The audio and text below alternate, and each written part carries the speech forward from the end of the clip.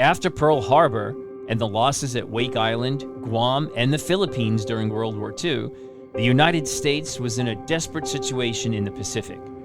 What actions were taken to boost morale and maintain a defensive posture? What were the strategic goals developed to defeat the Japanese? What was the Army role in the early victories in the Pacific? For answers to these questions and more Army history insights, stay tuned. Welcome to the U.S. Army History and Heritage Podcast, the official podcast of the United States Army Center of Military History. The Center of Military History writes and publishes the Army's official history, manages the U.S. Army Museum Enterprise, and provides historical support throughout the U.S. Army.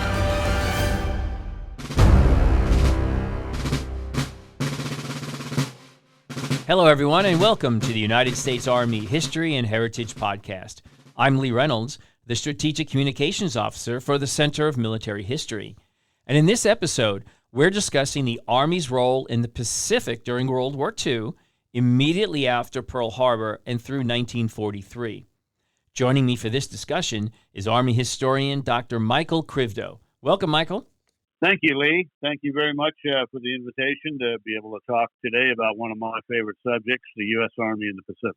Yes, and so let me give a little background on who you are to our audience. So Dr. Michael Krivdo is the command historian for the U.S. Army Pacific Command. Previously, he served in the Marine Corps for 25 years as an infantry officer and special operations officer. Highlights of his career include regional Marine officer, responsible for the internal security for all U.S. State Department embassies and consulates within the Indo-Pacific region. He authored several NATO manuals, served as a United Nations military observer team leader, and was the first U.S. Pacific Command representative to the Republic of Korea Marine Corps.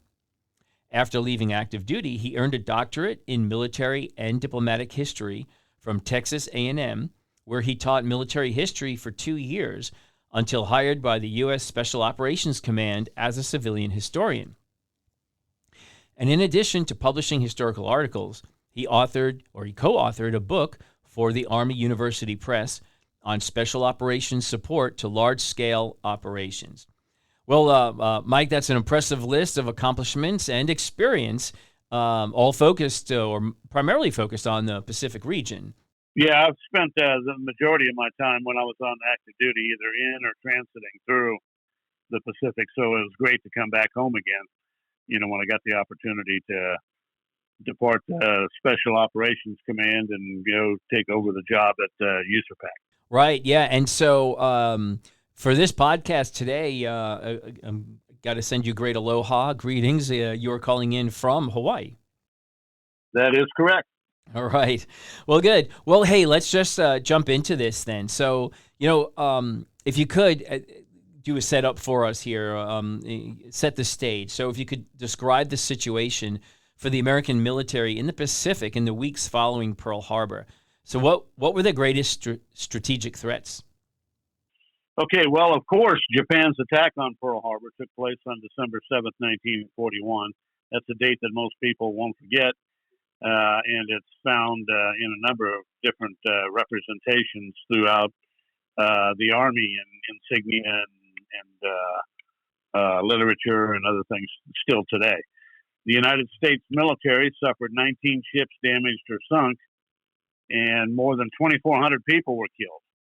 Its most significant consequence was the entrance, of course, of the United States into World War II, which is something that the majority of the people of the United States had been resisting. They felt that basically isolationist sentiment was very high, and although a number of people supported the idea of in some way assisting Great Britain and some of the other allies in Europe, what they did not want to see, probably 83 to 88% of the American people went on record and said they did not want to see the United States actively engaged in combat within Europe. And of course, by extension, that meant also the Pacific. So the sudden attack on Pearl Harbor changed everything. overnight, because of the circumstances of the attack, the fact that it still occurred while we're still negotiating with the Japanese diplomats in Washington, D.C., and who are telling us that they're working out the problems and everything will be okay. And the next thing you know, in the midst of negotiations, they've attacked and killed Americans out in the Pacific. Everything changes overnight, literally. You have the very famous depiction of President Roosevelt going in front of Congress, talking about this will forever go down as a day of infamy. You know, it will always be remembered as a dastardly attack. And the perceptions of treachery in the attack before the declaration of war resonated well with the American people. And of course, we end up all of a sudden in a war. The strange thing in history, and history is you have strange things that occur, is that did not bring us into war against Germany or Italy. However, 9 days later, the Germans and the Italians both obliged this and declared war on the United States, which we reciprocated.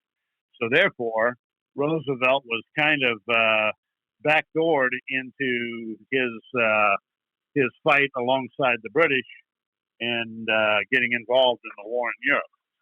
And of course, through a number of negotiations, like the Arcadia conferences, of where we got together with the British leadership and Free French and Canadians and some other allies, they hashed out a strategy in which we would continue to fight within the Pacific, but the main effort, at least initially, was perceived as the fight against Nazi Germany in Europe.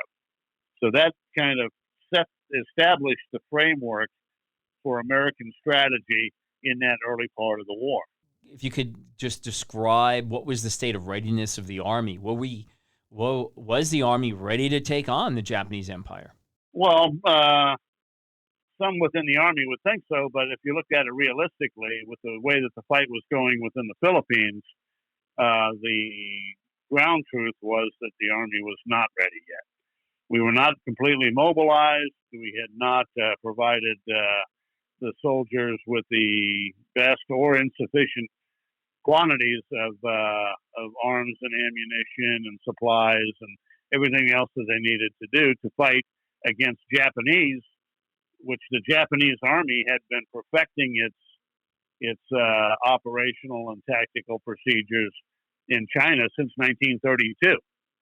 You're talking about a combat-ready organization that knew what they were doing and did it well, and was provided with, all the best equipment, as fine equipment in many cases as what we had, or even had on the drawing boards at the time. So, one of the things that we needed to do, America needed to quickly raise, train, and outfit a vast military force, because we were going to need a huge army, much larger than what we had imagined prior to Pearl Harbor, to be able to fight on two theaters at the same time. Also, we had to find a way to provide material aid for its hard-pressed allies in Great Britain and the Soviet Union, and other places such as Australia. How big was the Army at the time of Pearl Harbor? Well, we were in some ways fortunate because Roosevelt was leaning into the fight. So even though we had about 40,000 troops on active duty, the Congress had just initiated a conscription, actually the first peacetime conscription ever in the history of the United States, and we're bringing people into uniform and starting to mobilize as many as 1 million people into uniform by the time that Pearl Harbor hit. So we were beginning that process of building an army, but it was nowhere near readiness to be able to face either the enemy over in Europe or the enemies in the Pacific. Yeah. So now, if you could talk about the how were the Americans configured, the American military in the Pacific? How were they configured? What were the major commands? And then what What was the strategic plan that they came up with? Well, the first thing that we wanted to do within the Arcadia conferences kind of framed out that early strategy. And what they decided to do was one of the first things we needed to do was to keep Australia in the war with its resources and manpower, personnel. It's a friendly ally. So we needed to keep them fighting and at the same time try to plug in the Dutch who had colonized the Dutch East Indies, now Indonesia and Malaysia, but to be able to keep them in the fight as well. What that did was it created some strategic issues in that how do you do that when all of a sudden the majority of your Pacific fleet has been sunk or damaged, as a result of the fight at Pearl Harbor, and the rest is scattered throughout the Pacific trying to run supplies, arms, ammunition, even replacements over to the Philippines. The Philippines were still at that time in the fight. So what we needed to do was to guard the sea lines of communication between the West Coast ports of the United States and Australia. Well, what that did was it kind of forced us into developing garrison commands to be able to fortify a chain of islands that ran down through Hawaii, all the way through Samoa, Christmas Island, a number of other islands, friendly islands, all the way down into northern Australia, so that we could run ships back and forth to be able to start reinforcing and repositioning forces in Australia to take the fight to the Japanese. Yeah, so it was primarily reinforcing defensive posture as they could build up for offensive operations. That's correct. And so as they're doing this, as they're reinforcing the defense of those islands, so all South Pacific, what was the plan after that? What was the plan to go on the offense? Well, while they were reinforcing all those islands to be able to keep the Australia in the fight, we were transitioning forces to Australia in the form of Army troops and also Army aviation. We were positioning pursuit fighters and land-based bombers all over northern Australia to help them in their fight against the Japanese, who were island hopping on their own and going from location to location to be able to push back Allied troops and take over all of what became Indonesia, aiming into New Guinea and Papua.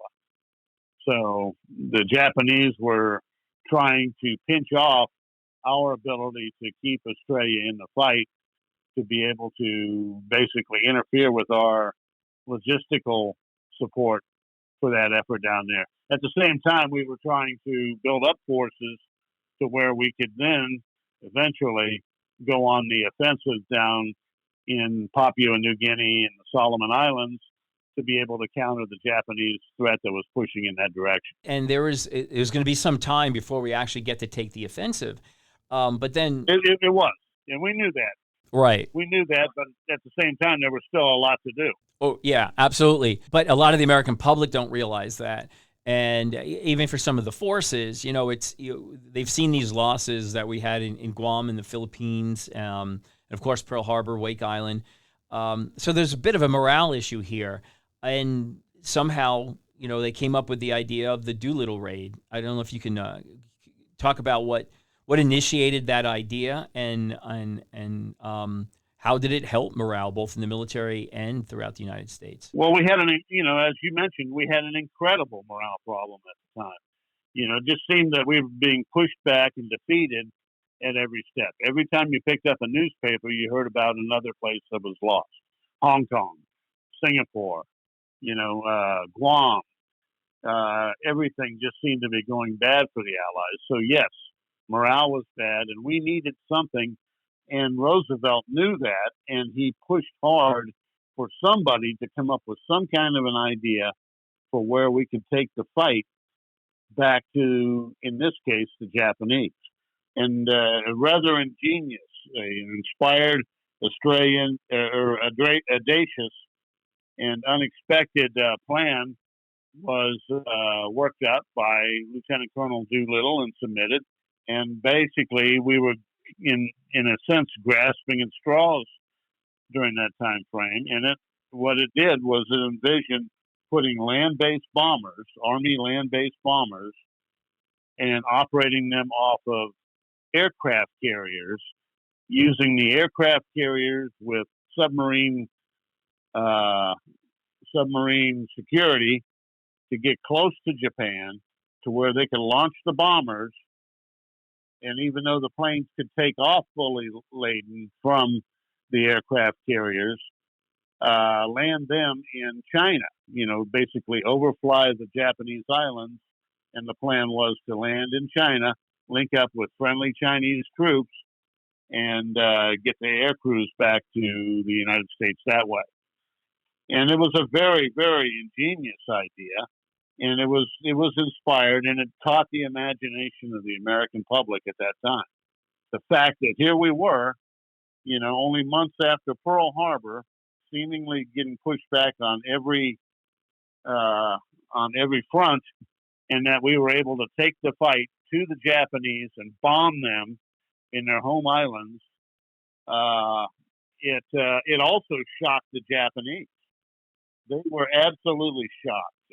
The fact that we were able to do something like this, and to basically, it showed the people of Japan that the propaganda that they were getting from their government about being invincible and untouchable and everything else, this was the beginning of the end, really, because it foreshadowed later attempts to bomb the Japanese home islands into submission. Yeah, and this was I think it's important to note, just in case some of our listeners aren't aware, we're talking about Air Forces, but these are the Army Air Forces at the time. Yeah, U.S. Army Air Forces equipped with a twin-tailed B-25 Mitchell, and operating from things like the USS Hornet, which had at that time, a relatively short deck.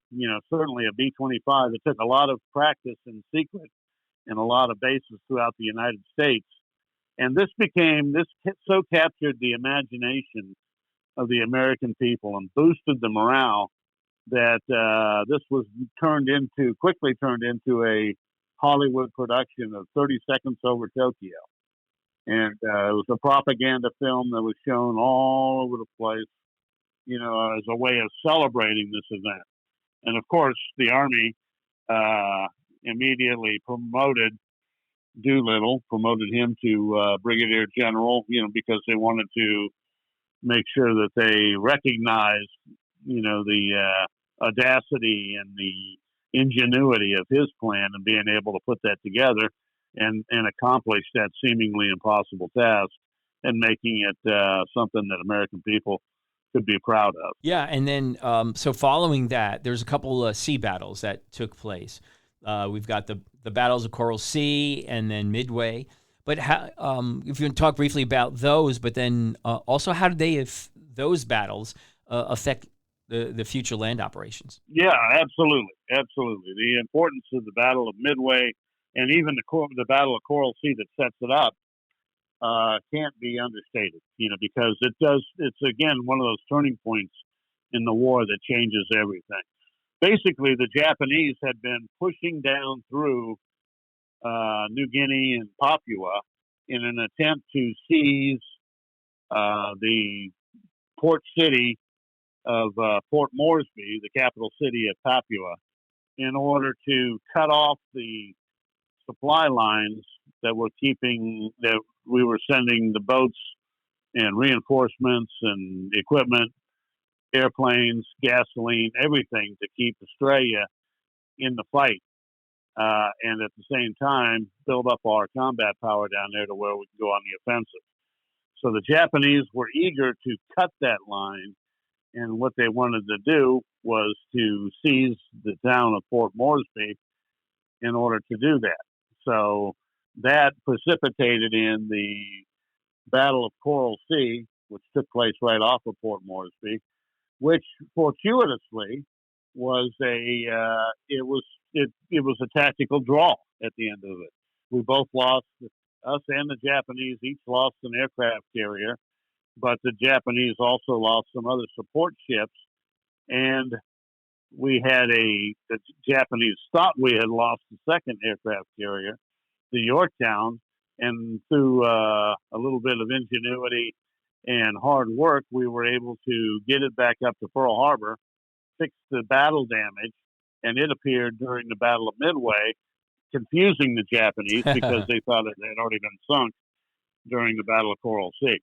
So the Coral Sea, although indecisive at first blush, it was actually an American win in the long run because it convinced the Japanese to stop their drive towards Port Moresby and allow us to then block the Japanese on land north of Fort Moresby along the Dakota Trail using Australian troops backed by U.S. Army forces. We were able to push the Japanese back for the first time and keep them from seizing Fort Moresby, which ends their campaign of advancement. And I call it the high watermark of the Japanese Empire because they never, ever pushed forward after that point. Oh, is that right? The Battle of Midway, mm-hmm. they're never able to, again, reassume the offensive and seize territory after that. So it's kind of the high watermark of the Japanese Empire out in the Pacific. The importance of the Battle of Midway was another turning point. Like we had mentioned, Midway was the Japanese response to two different things. One was the Doolittle raid. They were absolutely infuriated by the fact that the United States could reach out and touch them, to put it that way.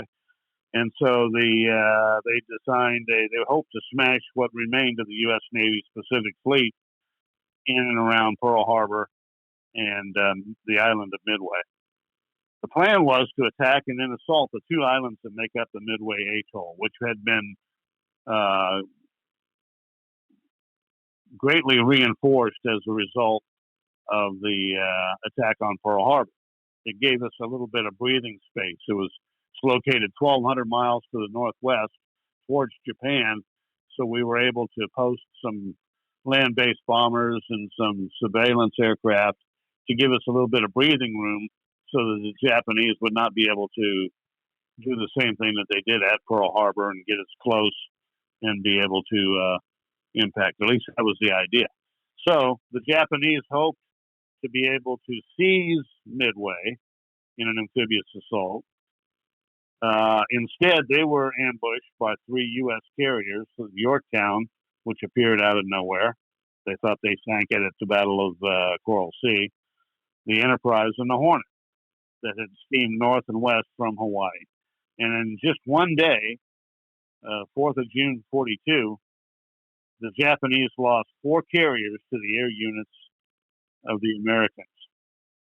Well, U.S. naval forces lost only 1 carrier, the Yorktown, in return. So why was it such a critical victory? First, the fact that the U.S. Navy lost just 1 carrier at Midway meant that they now had 4 carriers available in the Pacific when the U.S. Navy went on the offensive, and where they would go on the offensive at Guadalcanal. And that'll be in August of 1942. Right, so we're talking from June to August. Okay, yeah, sorry, go ahead. Yes. Second, the march of the Imperial Japanese Navy across the Pacific was halted at Midway. And again, just like their army down in Papua, they were never able to reestablish an offensive action. After Midway, the Japanese would always be reacting to the Americans and not the other way around. The operational initiative had therefore passed from the Japanese to the Americans. And this aided Allied strategy on a worldwide basis. Now we get to see what that strategic goal was for going on the offensive, right? So now we're June. We transitioned over to August, and then there's the Battle of Guadalcanal.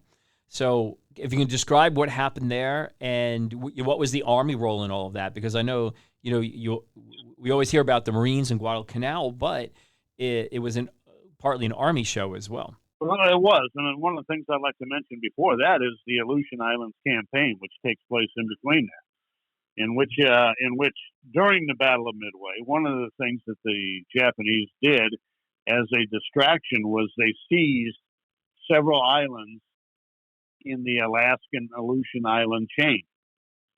So they seized American territory, which a lot of people, seem to not realize. In any event, they seized and held on to this stuff. The Japanese were looking to interpose themselves between the United States and hopefully the USSR. Remember that we have Russia. The Soviet Union at that time was our ally. We were keeping them in the fight, and they were hoping to physically be able to keep us from linking up in the Aleutian Islands, perhaps. And at the same time, they wanted to use the Aleutian Island bases as an area from which to bomb other West Coast ports. So we were a little bit vulnerable during that time frame. So now in '43, since the Battle of Midway has turned out to our favor, we can think about turning to the offensive. And one of the first things we wanted to do was clear the Japanese out of the Aleutian Islands.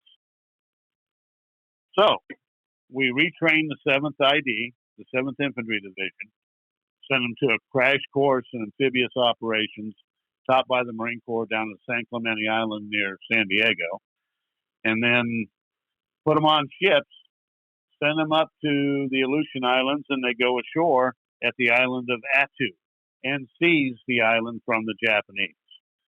Now, that sounds pretty good. Sounds like everything was working well, but when you really look at it, it was not working well at all. It was one error from one time, from beginning to end.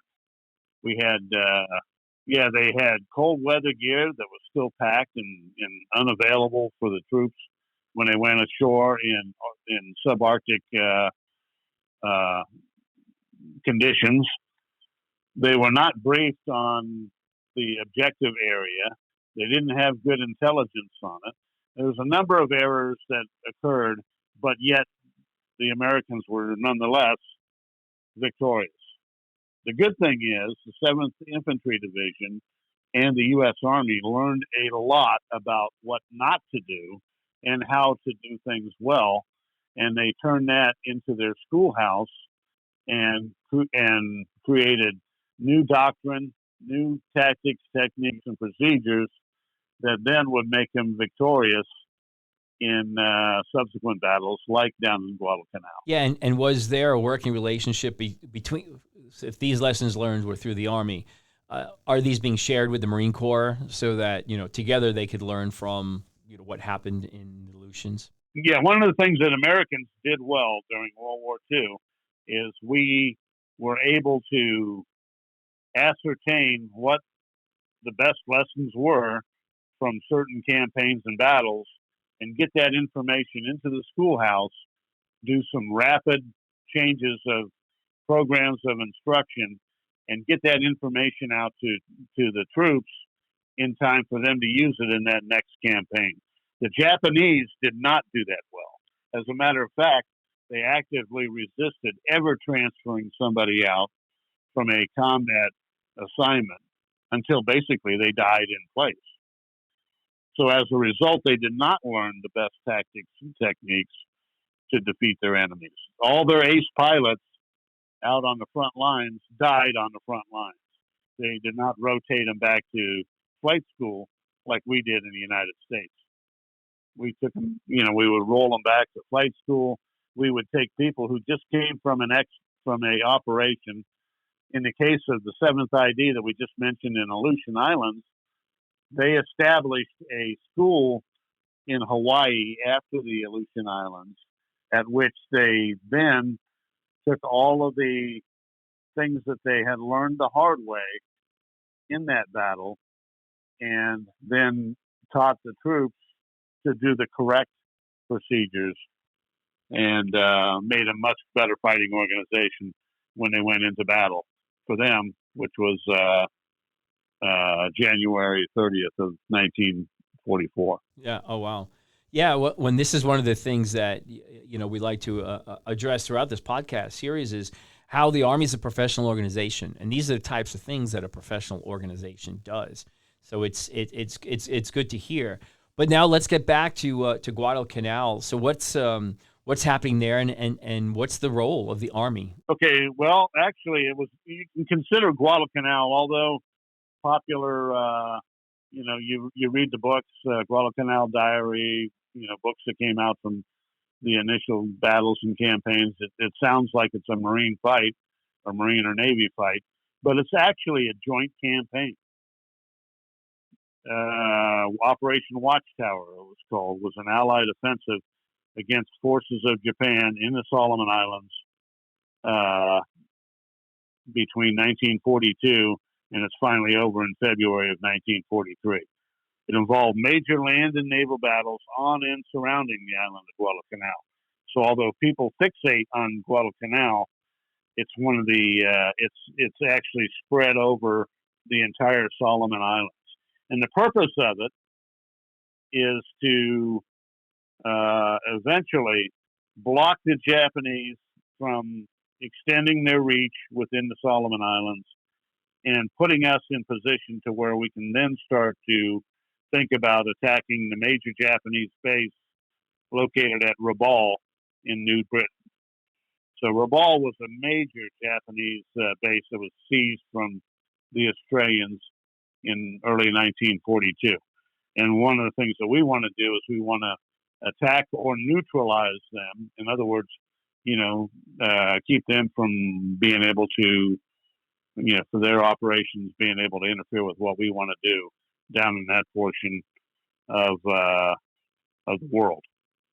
So we land at Guadalcanal, Tulagi, and Florida Island in the southern Solomon Islands. The Japanese defenders, who'd been there since May of 42, at first initially they offered little resistance, but the capture soon turned into a lengthy campaign as both sides continued to add more and more troops to the pile. And that's one of the lessons that we'll learn out of Guadalcanal is the fact that we need to, in our planning and operations, prevent those reinforcements, the enemy from being able to reinforce the enemy that are already on the objective area to keep them, from being able to add in new capabilities or new troops to interfere with us. When you say reinforce, are the Japanese being reinforced from outside of Guadalcanal, or are you talking about troops on Guadalcanal being reinforced by other troops there? No, actually, it's troops from outside of Guadalcanal. They're actually able to move troops from Rabaul and some of the other outposts and send them across the channel in transports that then increases the amount of enemy that we got to fight in a certain area. And at times that causes us to lose the numerical advantage that we may have had going into the battle, finding out that we've got an extra 5,000 troops that we didn't account for originally. And the Army role there, was that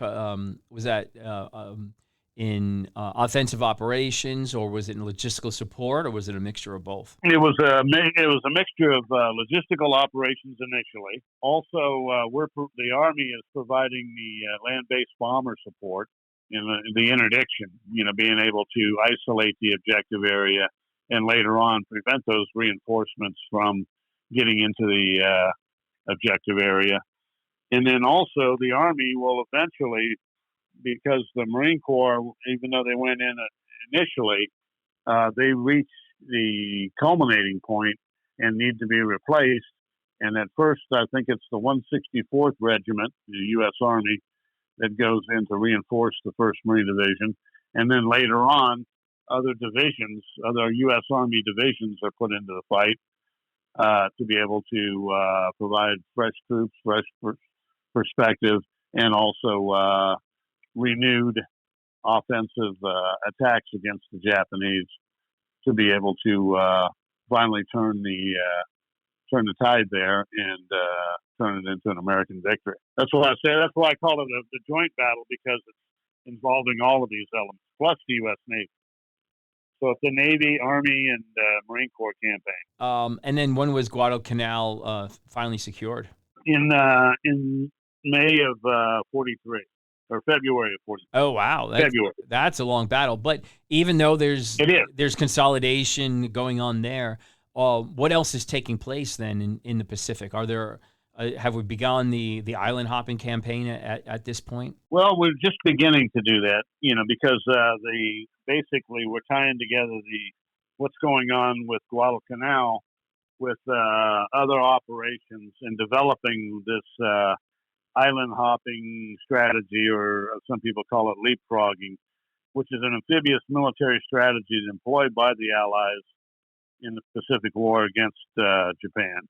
The idea was to bypass heavily fortified enemy islands instead of trying to capture every single island in sequence, because that makes it predictable.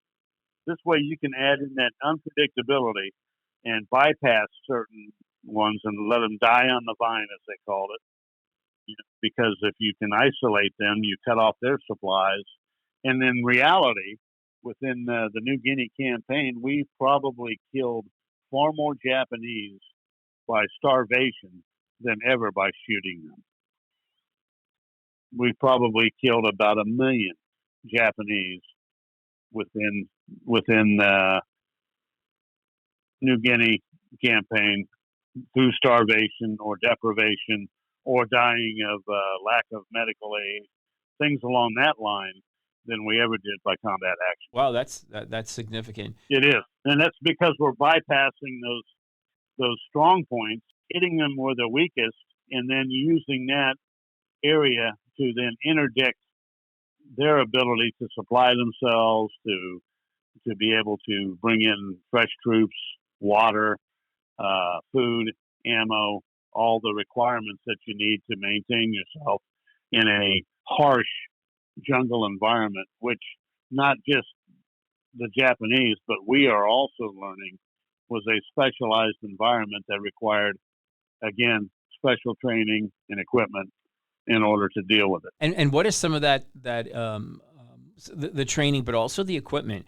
How to, as we're going on, what are we learning and what are we developing new and using? Yeah, that's a very interesting point. One of the things that we do is, again, we're pushing back this information from the forward lines and finding out what it is that we either need to resupply ourselves with or to be able to outfit new troops coming into that particular area. So we had never had a formal jungle training school. So we set one up in Hawaii and taught the troops that were going to fight in that environment how to survive. So you're fighting the environment as well as the Japanese. You learn what to eat, how to live, how to keep yourself dry. We learned that the combat equipment that we were providing our soldiers with initially was literally rotting off their backs. The clothes were falling apart. Boots just absolutely disintegrating. So we created supply lines to provide better equipment and better clothes and better food, better sources of water, ways of transporting water, ways of purifying water forward. All of these different tactics and procedures that made us much more combat effective force and kept Americans from becoming casualties through environmental reasons rather than combat action. Keep them in the field fighting. Yeah, but these things are coming by quickly too. They're making these changes. Peacetime army changes like that might take years, but in a major conflict like this, they're taking weeks to months to come in. Yeah, absolutely. The flash to bang between the idea and being able to incorporate it in the schoolhouse. Once you have a schoolhouse dedicated to being able to provide the cutting edge of tactics in fighting, within a certain environment, then you're able to pass that information quickly, being able to influence the buying of equipment and supplies, being able to ensure that that the Army is providing you with the right type of meals to eat within that environment. Things along those lines. That information is going back not just to Hawaii, to the jungle warfare school that trained 2 million soldiers during the war, but also to industry, who's learning what the requirement is and how best to fulfill that requirement for, for being able to provide food properly packaged, capable of withstanding high temperatures, but yet still be edible and provide nutrition to the soldiers who are in an environment that requires lots of calories, and there's certain foods to stay away from, other foods to like high fibers, to be able to incorporate. So industry is coming on board here too, learning what it is that they need to produce and how they can improve those products that they're providing to our soldiers.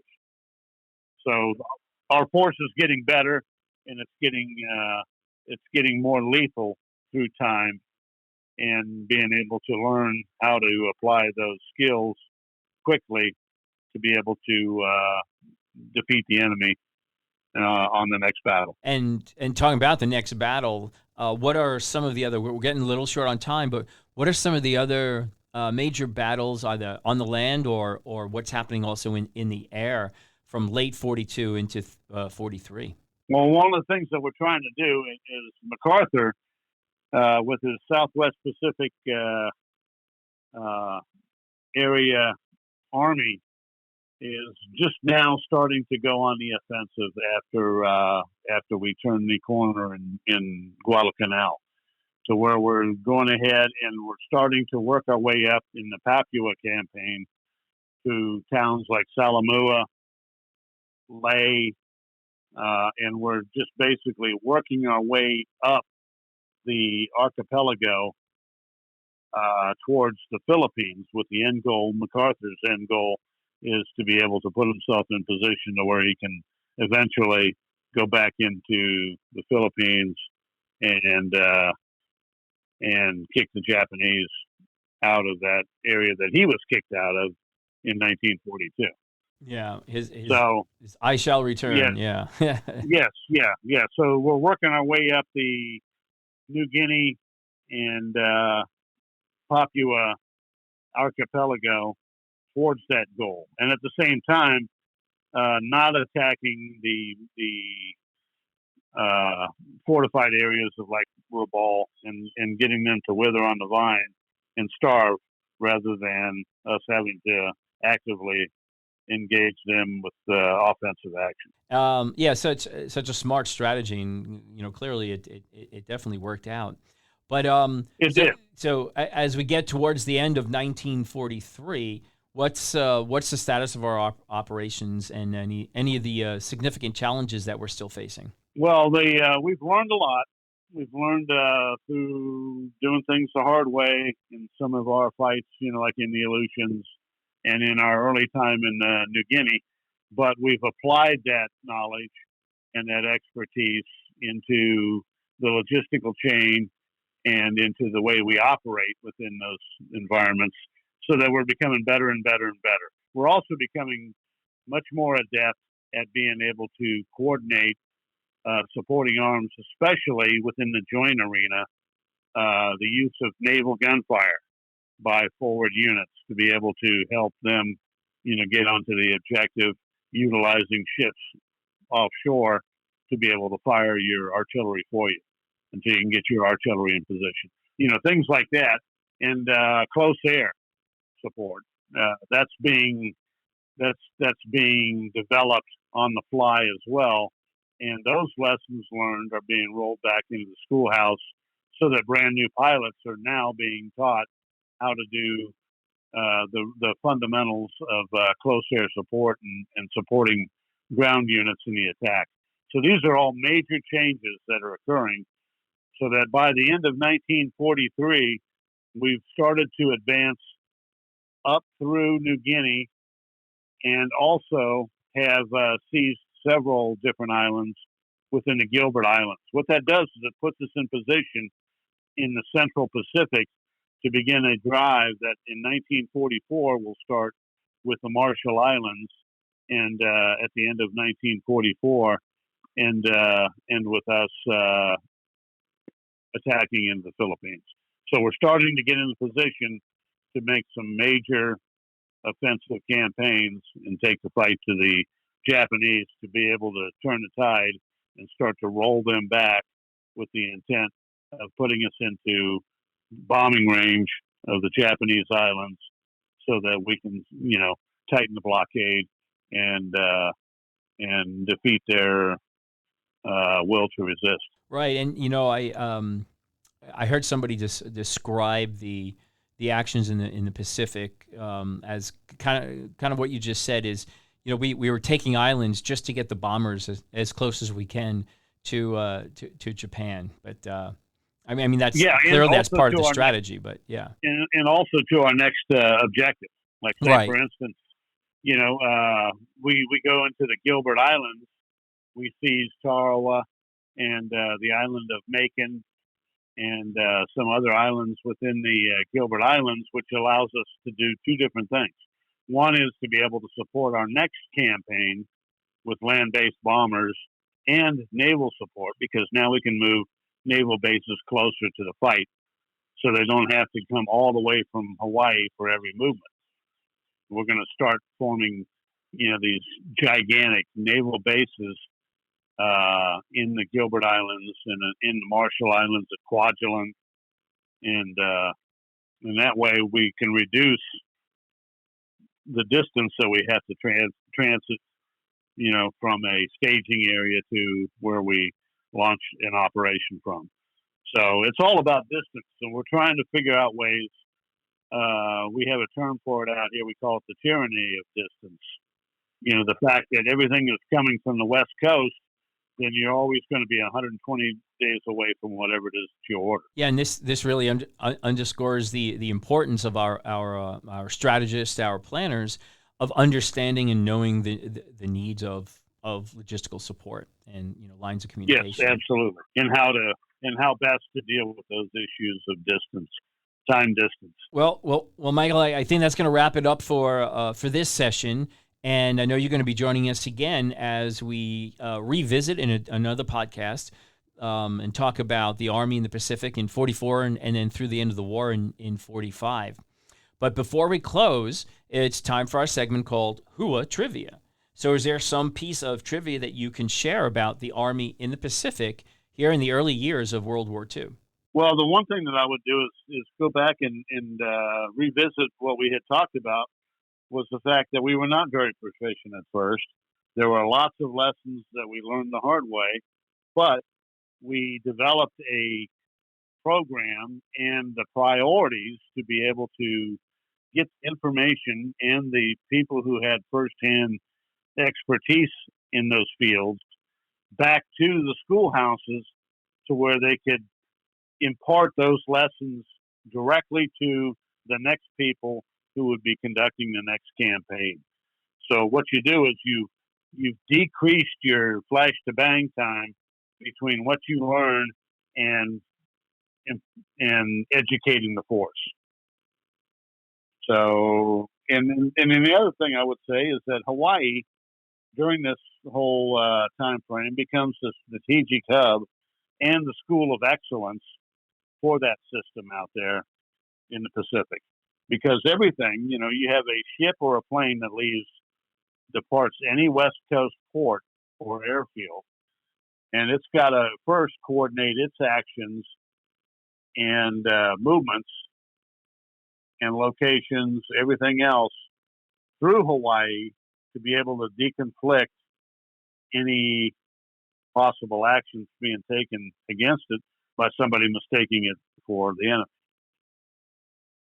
so learning how to do that is a new skill too, because we've never had to do that before at such a level, where we're talking thousands of planes, thousands of boats, all of which have to be coordinated through some central hub, and that central hub is Honolulu. Well, thank you so much, Michael, for all of your insights today about the Army's significant role in the Pacific Theater in 1942 and 1943.